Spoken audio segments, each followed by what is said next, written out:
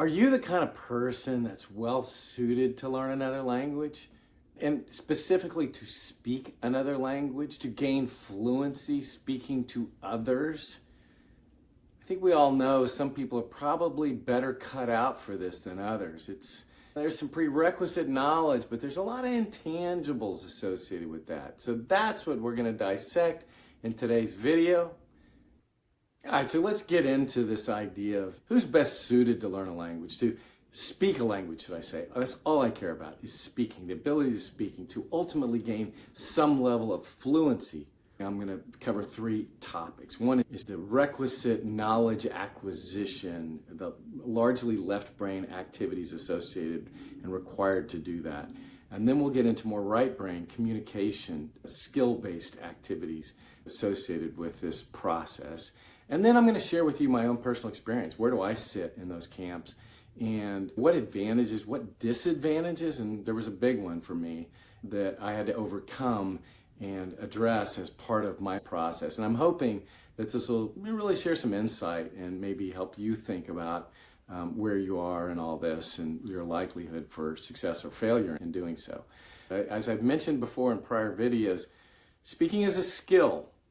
A skill is very different than knowledge. It requires knowledge. It's based on knowledge. This is where it all begins.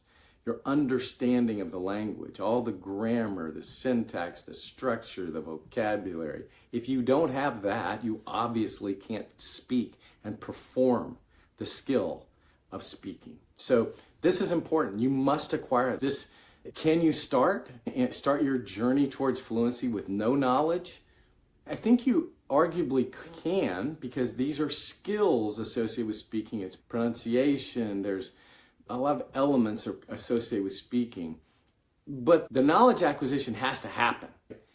For many people, that might have already taken place. It's largely there. Now you're focused on this developing the skill. Some people, they have some knowledge, not much. They still have work to do. Guess what? As you go down building your skills for speaking, you're going to continue to have to refine that knowledge. You can never achieve fluency or some level of expertise in speaking if you don't have the requisite knowledge. I would call that more of a left brain activity. It's really around just thinking through and understanding concepts and memorizing words, and it's the acquisition of knowledge. A University of Texas professor once told me that he thinks of all the grammar and the structure, all that knowledge is the algebra of language learning. Some people are really good at that, right? They can just knock that out. It comes to them on paper. They see it. They do really well in school, okay? Speaking, though, doesn't always translate, right? These people are brilliant over here. They can do everything on paper. When it comes to speaking, it's a different animal. Step one, this is important. It has to happen. For some people, they're going to struggle with it. Some people, it's going to come naturally. It doesn't necessarily mean success, but it's one of those things you must certainly consider as a starting point. So now let's move over here to this right brain activity. When you think about the act of speaking, communicating with others, it's ultimately creative. It's much more akin to singing, to playing a musical instrument, to painting, artwork. It's expression.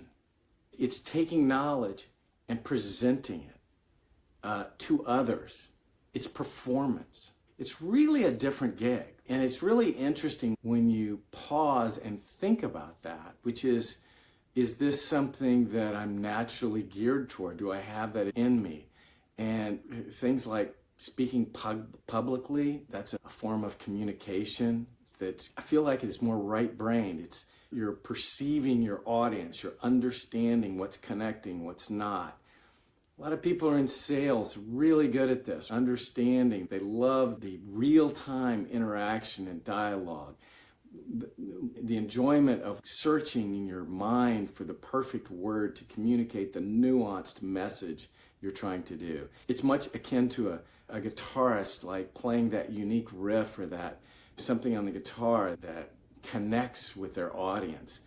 This is quite different. When you contrast this with what I was describing previously around knowledge acquisition, there couldn't be anything more different, really. And I find that interesting because you need both. But some people struggle with one and the other comes naturally. I would argue, though, that the act of speaking better aligns with that person that has some appreciation for this communication, this artistic element, and enjoys that. If you really appreciate that, you can get through the knowledge. It might be painful, it might be hard, you're going to have to acquire it, but then ultimately you're taking and putting into play and having the dialogue and the interaction that drives your behavior to continue down this path. So very different. I think it's interesting that you have such different qualities required in the ability to speak.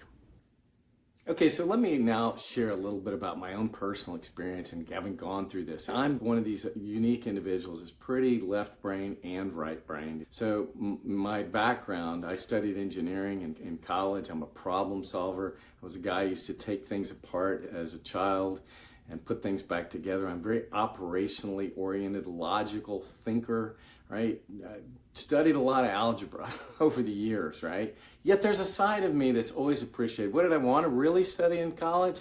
It wasn't engineering, it was architecture, because I have a love for beautiful old historic structures. And at age 40, I played the guitar. I picked it up and played for 15 years nonstop. I just absolutely loved it. I've always loved music. I've evolved over the years in a sense and started to appreciate this right brain communication. My career followed a similar path. I started out very technical. I did things, engineering centric, programming, computers, technology based stuff. Ultimately, and later in my career, I was in sales and marketing and partnerships and building relationships. I still love doing that kind of stuff. Look, and just a little insightful anecdote that I would share in this regard, that's not uncommon at all. And it has to do with something. Arthur Brooks wrote a book called Strength to Strength. He's written a lot of books. He runs a think tank in Washington, D.C. Really brilliant guy that I loved his work. And he introduced to me, this is not his thinking, this is developed long ago by research and scientists, is that this idea between fluid intelligence and crystallized intelligence. Fluid intelligence is the way our brains are wired from day one through a good first, let's call it the first portion of our lives. We're all set up to acquire new information, new knowledge, and it's all about acquisition and taking it in and making sense of it and computing and driving results and all this good stuff. As we age, our brains change. They rewire to what is called crystallized intelligence. It's now that ability to while you lose the ability to take in and assimilate and make sense of information, you gain the ability to make connections between different pieces of the puzzle, if you will, and communicate those and have perspective and insights in ways that it's really hard to do at an early age. Of course, there's exceptions to all of these rules, but in general, this is in our DNA. It's the wisdom of elders. But here's a couple points with what that means for me and for you, perhaps. It's really difficult when you're old, and yet I was able to do it. And part of it was I used technology to assist, to facilitate that acquisition and retention. I genuinely think and that is why I created the methodology I did, is I needed it. I don't know that I would have been successful without it. I needed that assist, if you will, to facilitate that acquisition because it's massive. It is massive. Again, as I've mentioned before, if you start out at an intermediate level and you move to this advanced level, you're going from a couple thousand words to 10, 15,000 words of vocabulary. That alone, how in the world do you retain that level of information at my age? It's not easy. It's not easy, yet I was able to do it. And again, that was a massive disadvantage. And I genuinely believe, and this is one of the reasons why I'm sharing with you now, is that had profound impact. I was shocked. I was shocked at my ability to be successful given those constraints and the challenges associated as an older person acquiring this knowledge. So look, it's interesting because while it was a big disadvantage having the age that I have to acquire this knowledge to speak, at the same time, I have the uttermost appreciation for speaking, for communicating.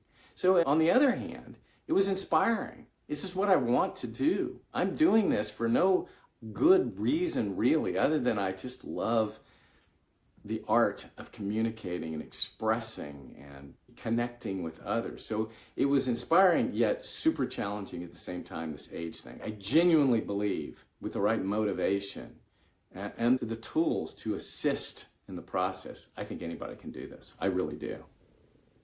So to put a bow on this and pull it all together, I think it is worthy and it makes sense before you embark on this journey to really pause and think about what are your skills and what do you value. It's one thing to have the skills. It's another thing to have it be the motivating force to help you move forward. Kind of like me with engineering, right? I could do it. I felt like I was really skilled in that regard. I couldn't continue in that, right? I needed something that motivated and drove me and got me out of bed excited in the morning. And that was really the more intangible right brain activities associated with connecting with others. If that's of value, that can be a powerful driving force. I feel like the knowledge acquisition, I genuinely believe technology can play a massive role in today's world to assist and address that issue. Thank you.